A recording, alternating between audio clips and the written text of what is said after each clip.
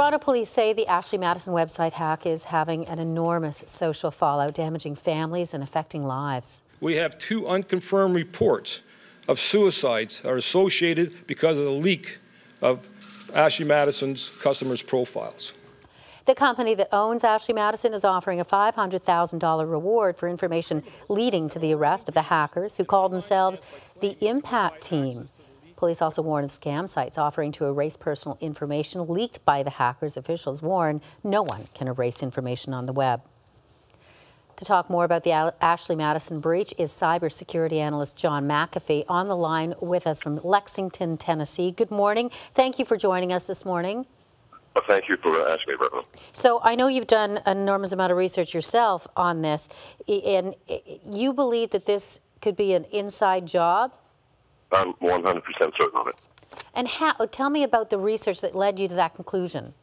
Well, we accessed the alleged hackers' database dump, which was 40 gigabytes of data. It took us over a week of 24-hour-a-day processing just to get legible data from it. And because of a number of reasons, the alleged hackers had very intimate knowledge of what's called the technology stack of the company. That's the actual programs used, the sequence of use, and so on. Hackers never have knowledge of this in companies that they're trying to break into. Secondly, the files that were released were extraordinarily strange for a hacking group. They had released floor plans, which were available on very few, personal workstations. That would have required as much work to acquire as the central database. They had accessed data from the CTO's office and the CEO's office, again requiring just as much work, but the data accessed with things like organization charts of zero value to hackers. So among the many files released were some requiring dozens of years to collect if you were an outside hacker. So based on the files alone, it had to be an inside job. And, that would also speak, I guess, to motivation. If it's an inside job, and somebody actually worked at Ashley Madison or at the parent company at Avid Life, would obviously have a huge grudge to be able to Yes. want to do that. And it would take time to get that information. Absolutely.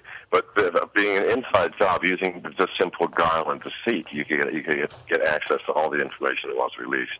And it was clearly, in the 2 manifestos that were released, which is a very strange thing for hacker groups to do, there was so much information about specific employees that the hacking group thought were doing a good job, for example, and other employees that the hacking group thought were doing a bad job. It was clearly an emotionally motivated release of data. The 2 manifestos, about 6 pages of personal information.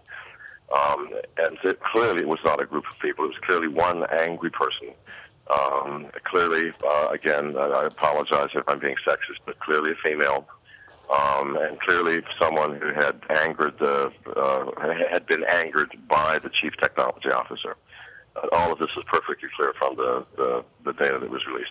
A real hacking group, having done a hack of this order of magnitude, would never have released information that they knew the inside employees. They'd never mentioned any inside names. None of this would ever have happened had it been a true hacking group. It's a very angry single person who did this hack. And I also understand that one of the reasons you believe it's a female is because there was a lot of angry messaging against men in general. But let me ask you this. With the information that you've gathered, do you think that this individual can be caught? Oh, absolutely. In fact, I think the individual is certainly known. The chief technology officer, I'm convinced, knows who has done this. He has to have known. Why it's not being released or why they're hesitating or what's happening inside the company, I have no knowledge of. It's a private company, and they have no requirements to release anything, unlike a public company.